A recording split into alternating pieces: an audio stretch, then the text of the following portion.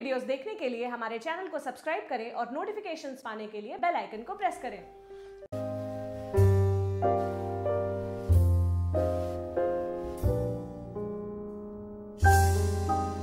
नमस्कार, स्वागत है आप सभी का हमारे YouTube चैनल MBD ज्ञान में। आज का हमारा टॉपिक है लाइंस एंड एंगल्स।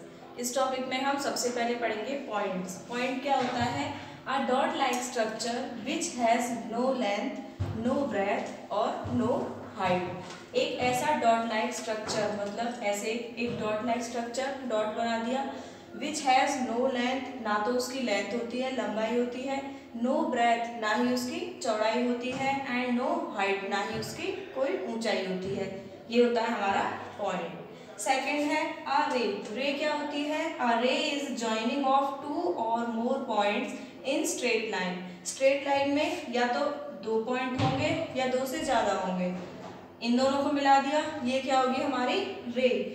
बट इसमें केस में है क्या? It has a starting point. इसका स्टार्टिंग पॉइंट तो होता है, इसलिए नाम दे दिया हमने ए, बट नो एंड पॉइंट। लेकिन इसका एंड पॉइंट नहीं होता, ये कितनी भी आगे तक जा सकती है, तो इसे हमने एरो से शो कर दिया है। ठीक है।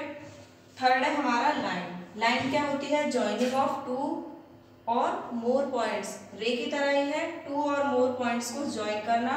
It has neither starting point nor and point. ना तो इसका कोई स्टार्टिंग पॉइंट होता है और ना ही इसका एंड पॉइंट होता है। जैसे हमारे पास एक पॉइंट ये है, एक पॉइंट ये है, स्ट्रेट लाइन में दोनों, इन दोनों को हमने मिला दिया, लेकिन इसका ना तो कोई स्टार्टिंग पॉइंट होता है, तो ये इधर भी कितनी भी जा सकती है, ना ही इसका एंड पॉइंट होता है, ये इधर भी जा सकती है। ये हो गई हमारी लाइन।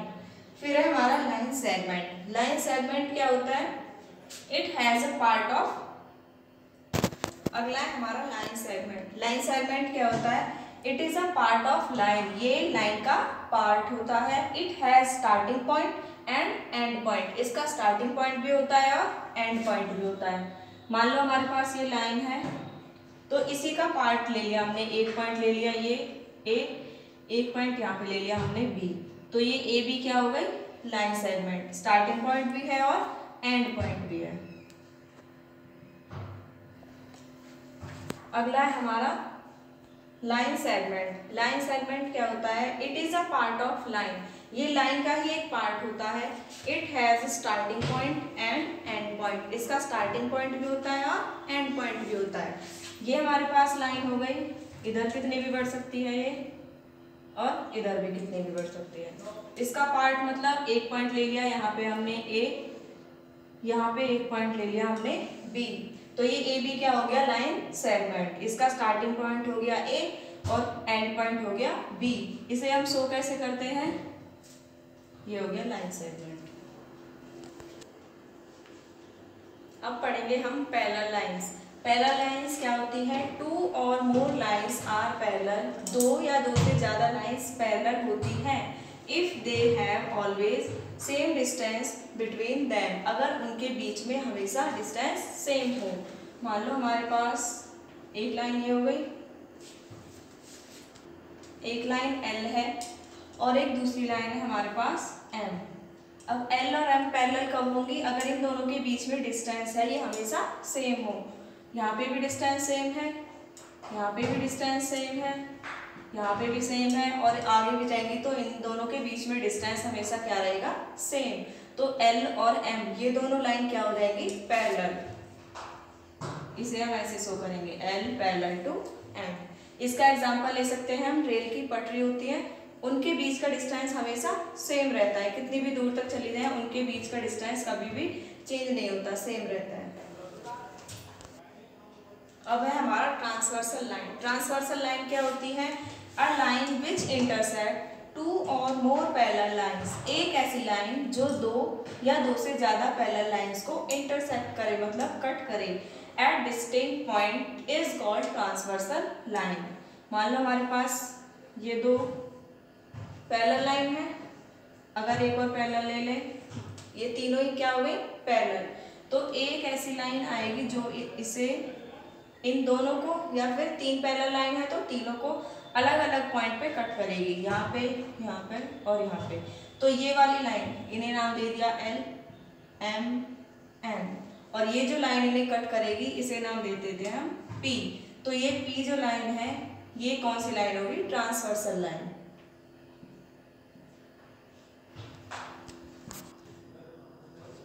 अब पढ़ेंगे हम एंगल्स के बारे में। सबसे पहले देखते हैं ये दोनों पैरेलल लाइन हो गए L और M, क्या है दोनों पैरेलल, और ये जो P है ये इसकी ट्रांसवर्सल लाइन है। इसे हमने इन एंगल्स को नाम दे दिया है एंगल 1, 2, 3, 4, यहाँ पे एंगल 5, 6, 7 और 8। ठीक है, अब इनमें हम समझेंगे सबसे पहले alternate interior angle. Alternate interior angle क्या होता है? पहले इसका मतलब पता होना चाहिए। अल्टरनेट का मतलब अपोजिट, इसके अपोजिट ये इंटीरियर का मतलब अंदर। ये दोनों पैरेलल साइड हैं तो इनके अंदर वाले अपोजिट एंगल, मतलब जैसे 3 है तो इसका अपोजिट क्या हो गया 5, 4 है तो इसका क्या होगा 6। तो ये क्या हो जाएंगे अल्टरनेट इंटीरियर एंगल्स। एंगल 3 का क्या होगा अल्टरनेट इंटीरियर एंगल 5, और 4 का क्या होगा एंगल 6। ठीक है, अल्टरनेट इंटीरियर का एक और सिंबल क्या है कि यहाँ पे जेड बनता है। जेड ये वाला एंगल इसके हो गया, उल्टा जेड बनाएंगे 4 हो गया 6 के। ठीक है, अब देखेंगे कॉरस्पॉन्डिंग एंगल्स। कॉरस्पॉन्डिंग एंगल्स क्या होते हैं हमारे?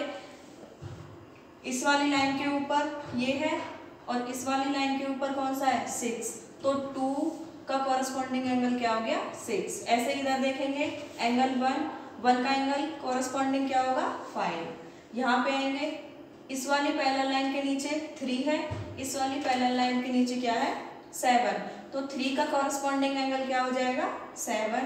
ऐसे ही 4 का क्या हो जाएगा 8। बस एंगल 2 का क्या था एंगल 6। एंगल 1 का क्या है एंगल 5। एंगल 3 का क्या है एंगल 7, और एंगल 4 का क्या है एंगल 8।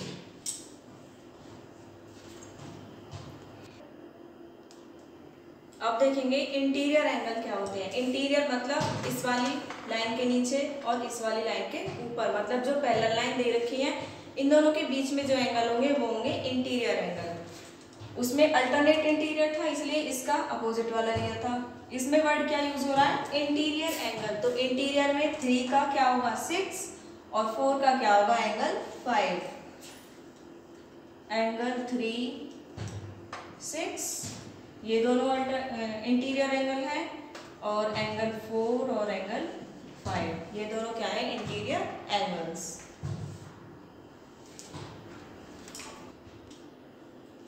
अब हम एंगल्स के बारे में कुछ इंपॉर्टेंट नोट देखेंगे क्या है। सबसे पहले corresponding angles are equal. Corresponding angle जो होते हैं वो इक्वल होते हैं। जैसे एंगल 2 इसका कोरस्पॉन्डिंग क्या है एंगल 6, तो 2 और 6 क्या हो गए इक्वल। 3 का कोरस्पॉन्डिंग क्या है 7, तो जितना 3 दे रखा होगा उतना ही क्या होगा एंगल 7। ऐसे ही एंगल 1 का कोरस्पॉन्डिंग क्या है 5, तो ये दोनों इक्वल हो गए, और एंगल 4 के कॉरस्पॉन्डिंग कौन सा एंगल है 8, तो ये दोनों भी इक्वल हो गए। ये लिख दिया मैंने यहाँ। उसके बाद है alternate interior angles are equal. अब हमें देखना होगा अल्टरनेट इंटीरियर एंगल है कौन से 3। अल्टरनेट इसका अल्टरनेट इंटीरियर एंगल क्या होगा 5, तो एंगल 3 इसके इक्वल क्या हो जाएगा एंगल 5। ऐसे ही एंगल 4 के अल्टरनेट इंटीरियर क्या है 6, तो ये दोनों भी क्या हो जाएंगे equal. Angle 4 is equal to angle 6। ठीक है, लास्ट है sum of interior angles is 180। सबसे पहले इंटीरियर एंगल क्या होते हैं,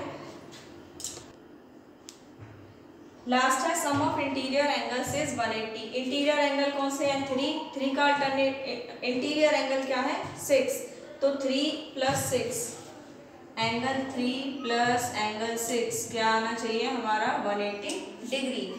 इधर क्या है एंगल 4 का इंटीरियर एंगल क्या है 5, तो इन दोनों का सम भी क्या होना चाहिए एंगल 5 = 180 डिग्री। बस हमारे चैनल एमबीडी ज्ञान को सब्सक्राइब करें और मेरी इस वीडियो को लाइक करना ना भूलें। Thank you.